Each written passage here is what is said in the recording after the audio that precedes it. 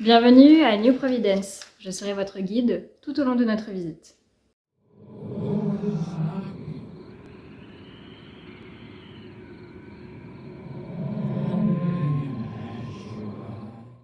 Je suis très contente de vous retrouver une nouvelle fois pour une sélection Lovecraftienne. Ça fait un petit moment que j'ai pas fait une vidéo un peu légère mais quand même un petit peu construite. Et pour ce nouveau mois, ce dernier mois de l'année 2022, je vous propose une sélection de 3 séries que j'ai beaucoup aimées et que je trouve font bien partie de l'univers Lovecraftien. Pour ceux qui débarquent sur la chaîne de New Providence, je vous fais un rapide topo de ce que sont les sélections Lovecraftiennes et de toute façon j'ai un peu changer le concept. À la base, c'était pour vous proposer de la littérature, de la musique, des films, des artistes, plein d'autres trucs, de manière un petit peu fourre-tout. Finalement, là, on va se retrouver avec une sélection thématique, spéciale série, et surtout spéciale série sur Netflix. Et on va tout de suite commencer. La première série que je souhaite vous présenter, c'est Jupiter's Legacy. Alors dit comme ça fait pas du tout Lovecraftien. Et pour ceux qui connaissent un petit peu la série, on peut éventuellement se poser des questions de pourquoi je fous cette série-là dans une sélection. Avant de vous faire le pitch et de vous en parler un petit peu, je vais vous présenter simplement la fiche technique. C'est une série qui a été créée par Steven DeKnight, qui est aussi à la production, et c'est une adaptation du comics du même nom, qui est lui créé par Mark Millar et Frank Kittley, si je prononce correctement. Et c'est une série de comics qui a commencé à être publiée en 2013 jusqu'à maintenant. Bon, vous vous doutez, avec un tel nom de série, c'est plutôt axé super-héros. C'est considéré comme étant de la fantasy et de l'action, mais sans trop vous spoiler, c'est aussi de la science-fiction. Et c'est en ça que j'ai trouvé du Lovecraftien. On verra ça un petit peu plus tard. Ensuite, c'est une série américaine qui est en une saison de 8 épisodes. Et elle subit un petit peu la malédiction Netflix qui est qu'elle est tout simplement actuellement discontinuée. Et c'est une série qui date de 2021. Avant de vous expliquer pourquoi je trouve cette série Lovecraftienne et vous exposer mon avis, je vais vous donner le synopsis. Après la chute de l'usine familiale en raison du krach de 1929, Sheldon Sanson se sent guidé par la voix de son père, récemment décédé. Il sent alors qu'il doit créer une équipe de super-héros, l'Union, dans lequel il est The Utopian. Il établit également un code très strict et interdit tout meurtre, même des super-vilains. De nos jours, tandis que cette première génération de super-héros est vénérée, la suivante a du mal à rester à la hauteur des exploits légendaires de ses parents. De plus, Sheldon doit gérer d'importants conflits familiaux. Son fils Brandon Sanson, alias The Paragon, a enfreint le code et ne répond pas aux attentes de son père. De son côté, la fille de Sheldon, Chloé, se drogue et se rebelle face à l'autorité et aux principes de son père. Ça donne envie, hein? Alors, comme je disais, c'est clairement du super-héros et on ne voit pas vraiment là avec le pitch quel est l'intérêt Lovecraftien. Eh bien, tout se joue essentiellement dans l'ambiance, je trouve, dans les lieux qui sont choisis pour les explorations des personnages, mais on le voit également avec la façon de mettre en abîme les différents protagonistes de la série. Je vous disais qu'on voit l'aspect Lovecraftien dans les lieux. Et effectivement, dans cette série, et c'est pas vraiment un spoil, vous aurez l'occasion de découvrir l'île de Dagon, ou même plutôt la cité de Riley, ou d'Ork Toulouse. Mais sans découvrir ces grands anciens ici en particulier. Durant cette première saison et unique saison, découvrirez un parcours initiatique. Et pour ceux qui ne souhaitent pas être spoilés, même si bon, c'est pas vraiment du spoil, je vous invite à sauter ce petit passage. C'est bon, tout le monde est là. Effectivement, en se rendant sur cette île dont je parle juste avant, eh bien, il y aura la découverte d'une puissance supérieure. Et cette puissance supérieure, par exemple, moi, m'a personnellement fait penser à Yog-Sothoth, qui est un des grands anciens inventés par Lovecraft. Il est le gardien de la porte, le gardien de la clé. Il est la porte, il est également la clé. C'est un petit peu le propos que vont avoir les personnages autour de cette entité. Fin du spoil. Ce qui fait également Lovecraftien dans cette série, ce sont les dialogues et tous les questionnements ésotériques, philosophiques, psychologiques et relationnels qui sont exposés durant les 8 épisodes. Je ne pourrais pas vraiment vous donner d'exemples concrets, c'est plutôt quelque chose à expérimenter. En ce qui concerne mon avis sur la série, j'ai pris quelques petites notes. Effectivement, un truc qui peut peut-être vous rebuter en débutant cette série, ce sont les costumes et l'aspect un peu cheap des costumes. Ça fait vraiment Batman des années 2000, du début des années 2000. Ça peut être un peu choquant, un peu grotesque, mais en même temps, ils ont réussi à créer un univers avec relativement peu de moyens, visiblement, de ce que j'ai pu lire au niveau de la production, qui reste cohérent, construit, intéressant et très très riche. Et finalement, on s'intéresse pas trop aux costumes, on les oublie assez vite, on oublie assez vite leur facture un peu chine, si on peut dire ça ainsi. Pour ma part, j'ai trouvé que le scénario était vraiment super cool et il y a des questionnements philosophiques et spirituels qui sont vraiment intéressants. Ça m'a donné un petit peu la même sensation que lorsque je lis une nouvelle de Lovecraft où elle fait beaucoup travailler de choses en moi émotionnellement et psychologiquement. Un autre truc qui peut être sympa mais aussi déroutant lorsqu'on débute cette série, c'est qu'il y a des retours en arrière, passé, présent, qui sont pas forcément notifiés avec des mots, mais notifiés avec des changements d'ambiance et une manière de filmer cinématographique un petit peu différente. Et le retour passé, présent, futur, je trouve qu'il est très intéressant dans le propos de la série, il est très parlant, un peu étonnant et déroutant au début, mais assez intéressant et pertinent. Surtout si on prend en compte le mini spoil que j'ai donné durant le début de la vidéo. Et puis un dernier point avec cette série, malheureusement je l'ai dit juste avant, mais elle souffre de la malédiction Netflix qui est qu'elle est discontinuée au bout de la première saison. Mais ça vous donne un avant-goût des comics actuellement disponibles et ça vous donnera peut-être envie de les lire. On va passer à la deuxième série que je souhaite vous présenter et elle se nomme Archive 81. C'est une série qui a été produite par une femme, Rebecca Sonnenschein, et elle a été accompagnée par un certain Paul Harris Boardman et James Wan. Je crois que dans le milieu de la série, c'est des gens assez connus, mais j'en regarde pas assez pour savoir. Cette série est considérée appartenir au genre de l'analogue horreur, au drame, au thriller et au surnaturel. J'en parlerai un petit peu après. J'ai trouvé cette notion d'analogue horreur très intéressante, mais on voit ça juste ensuite. C'est une série américaine en 1 saison et 8 épisodes, là aussi, subissant la malédiction de Netflix. Archive 80 date de début 2022 et elle est basée sur le podcast du même nom, Archive 81, initié par Daniel Powell et Mark Schollinger. Et pareil, avant de vous dire pourquoi c'est Lovecraftien et mon avis, un petit synopsis. L'archiviste Dan Turner s'attelle à la restauration d'une collection de cassettes vidéo endommagées du début des années 90. Il découvre alors le travail d'une documentaliste qui enquêtait sur une dangereuse secte. Dan est convaincu qu'il peut sauver cette dernière de la fin terrifiante qu'elle a connue 25 ans plus tôt. Personnellement, c'est une série qui m'a complètement conquise. Et si vous êtes ici, vous l'avez deviné, c'est parce qu'il y a quand même pas mal de références Lovecraftiennes. Et ça se trouve surtout dans l'ambiance, là aussi.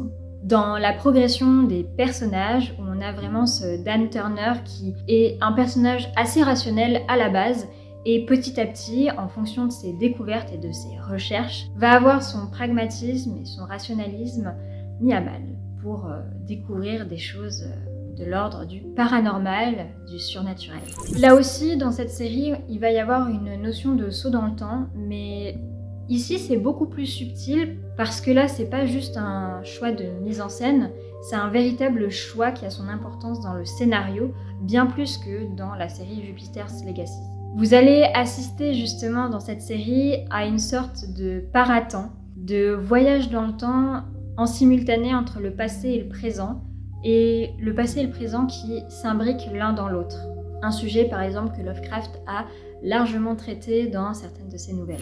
J'ai noté également qu'on peut retrouver un peu ce côté sectarisme un peu à la Innsmouth. Et là, ça se passe non pas dans une ville, mais dans un huis clos qui est un immeuble. Et bien sûr, si on parle de paranormal, souvent il y a des créatures et bon, sans grande surprise, et vous l'apprenez quand même assez vite parce que vous le voyez assez vite, il existe une créature dans cette série qui est particulièrement Lovecraftienne dans son comportement.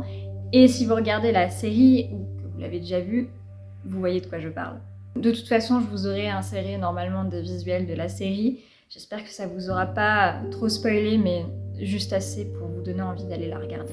En ce qui concerne mon avis, personnellement, j'ai tout simplement adoré. J'ai trouvé ça fin, sombre, une très belle photographie et avec des personnages qui sont réellement profonds et réellement dérangeants parce qu'on va un petit peu crescendo épisode après épisode dans quelque chose d'assez terrible. On découvre petit à petit dans la série des éléments qu'on a déjà rencontrés les épisodes précédents, des petits détails qu'on n'avait pas vus forcément au premier coup d'œil et qui d'un coup prennent tout leur sens. Un autre élément que j'ai trouvé extrêmement pertinent et très intéressant pour l'univers Lovecraftien, c'est que justement cette série a réussi à moderniser les schémas Lovecraftiens avec quelque chose qu'on met pas forcément en place systématiquement dans les séries, mais qui est beaucoup plus vu dans les films d'horreur, c'est justement ce côté analogue. On a de l'horreur Lovecraftienne via les cassettes, et ça rentre justement dans cette analogue horreur qui est très liée aux ordinateurs, à la technologie, aux cassettes, bref, aux VHS. D'ailleurs, je crois qu'il y a une série de films ou une série qui s'appelle VHS qui fonctionne avec ce système-là d'analogue horreur, et je trouve que c'est un horreur assez peu exploité. Encore moins dans une série parce que c'est quand même assez complexe à mettre en place, je trouve, de manière intelligente. Et là, je trouve qu'il y a un véritable tour de force qui a été fait avec la créature Lovecraftienne qui fait un peu modèle de Pickman, mais version vidéo, tout simplement. Pareil, la série, je trouve qu'elle est très bien construite, elle est ni rapide ni lente. On a une progression du personnage qui se fait de manière assez constante et de manière assez fine. Et comme petit dernier point, mais de toute façon j'en ai parlé juste avant, malheureusement la série souffre de la malédiction de Netflix qui est de n'avoir qu'une seule saison et d'être discontinuée en plein milieu. Troisième et dernière série dont j'ai envie de vous parler, c'est Le Cabinet de Curiosité de Guillermo del Toro. Bon, c'est déjà dans le titre, mais c'est une création de Guillermo del Toro qui a produit certains des épisodes et écrit certains des épisodes. C'est considéré comme une série d'anthologie liée à l'horreur. Puis après, il y a quelques autres sous-genres en fonction des épisodes. C'est une série qui date de 2022, qui se compose d'une seule saison pour le moment, de 8 épisodes. Et si Dieu le veut, normalement, il y aura une saison 2. Le principe d'une série anthologique, c'est tout simplement qu'un épisode est égal à une histoire. Et pour cette première saison, Guillermo del Toro a écrit 2 épisodes et les 6 autres disponibles ont été écrits par d'autres auteurs. J'aimais bien le système de cette série parce que en début de chaque épisode, c'est Guillermo del Toro lui-même qui vient présenter le projet. Et en faisant mes petites recherches, j'ai vu qu'il avait pris le même principe que Alfred Hitchcock. Hitchcock a le même principe dans sa série Alfred Hitchcock Presents, qui est une série américaine en 268 épisodes, oui, beaucoup, qui est en noir et blanc, étant donné qu'elle a été diffusée à partir de 1955 jusque dans l'année 60. Et d'ailleurs, de base, le projet de cette série a été baptisé Guillermo del Toro Present 10 After Midnight. Là, je pense que la référence est assez claire. Pourquoi je vous parle de cette série dans une sélection Lovecraftienne? Tout simplement parce qu'il y a carrément 2 épisodes qui sont full Lovecraft, parce que ce sont tout simplement des adaptations de certaines nouvelles qui sont le modèle Pickman et la maison de la sorcière.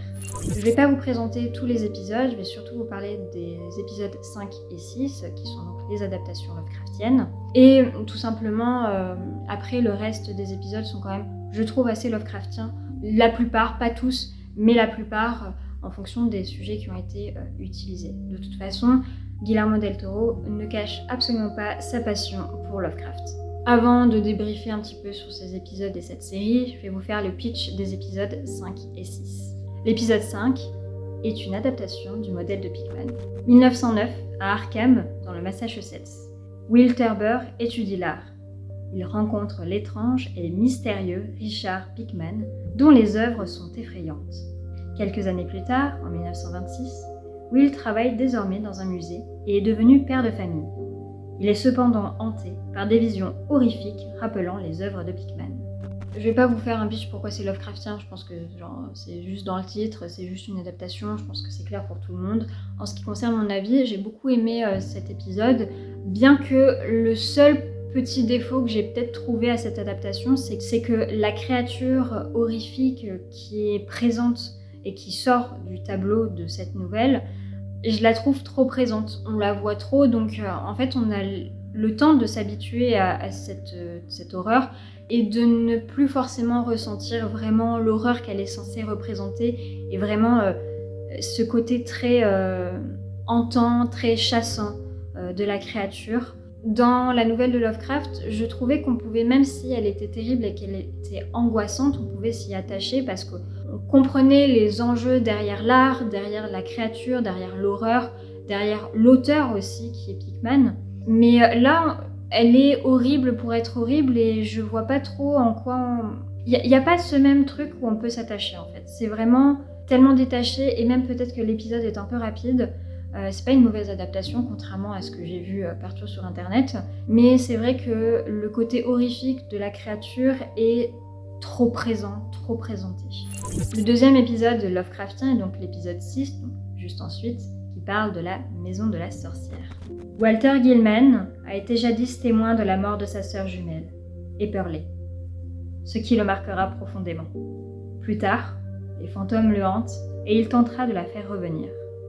Là aussi, je vais pas vous dire que j'ai pas aimé, sinon je vous en parlerai pas en fait, ou alors je pourrais faire un spécial pourquoi certains films et certaines séries dites Lovecraftiennes sont pas ouf. Mais c'est pas le cas ici, je vous parle de ce que j'aime et personnellement, j'ai beaucoup aimé également cet épisode, en grande partie parce que c'est La Maison de la Sorcière, c'est une des nouvelles que j'ai lues en premier, c'est une des premières nouvelles que j'ai lues, et elle m'a énormément marquée, et marquée dans l'horreur, vraiment. Je me souviens de lire cette nouvelle, de lire une page, deux pages, et puis de refermer le livre et de ne plus y toucher tellement j'étais angoissée, tellement j'étais terrorisée par les créatures qui étaient dépeintes dans l'horreur Lovecraftienne, et je pouvais pas avancer à une vitesse convenable comme d'autres livres, j'étais obligée de lire 2 pages et puis je refermais et je faisais des cauchemars, voilà.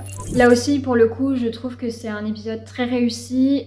J'avais un peu peur de comment ça allait être mis en place étant donné les créatures qui sont dépeintes par l'auteur de Providence, mais ça a été assez bien réalisé et l'espèce de souris humaine rat qui est de cette nouvelle, qui habite cette nouvelle, est terrifiant, même s'il est tout petit. Il m'a fait le même effet que lorsque je lisais la nouvelle, à tel point que mon compagnon devait subir mes craintes alors qu'on la regardait ensemble et je me cachais comme ça, pas vouloir voir le terrible. Alors, qu'est-ce qu'il en est du global de cette série ? Je trouve c'est clairement une série horrifique, hein, et même j'ai envie de vous dire attention à vos tripes parce que d'épisode en épisode, on monte dans la violence et parfois on peut même se rapprocher du body horror qui est quelque chose qui touche tout simplement au body, au corps et qui peut être extrêmement dérangeant.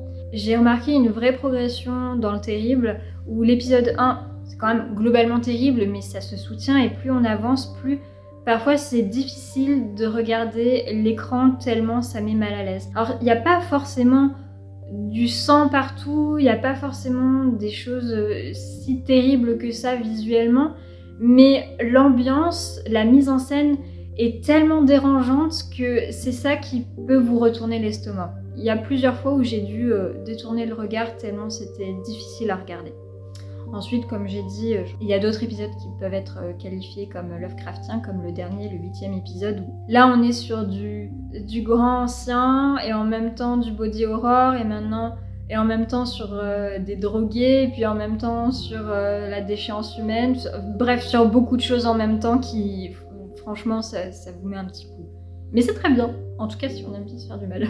Après j'ai rien à dire en ce qui concerne la photographie, franchement l'image est merveilleuse, le traitement des couleurs est incroyable et les effets spéciaux, c'est signé Guillermo del Toro, donc on a vraiment cette patte très particulière des effets spéciaux, que ça soit de la 3D, mais je crois qu'il n'y en a pas tant que ça, et aussi surtout dans les effets spéciaux maquillage, effects, où là franchement c'est époustouflant et les costumes sont incroyables.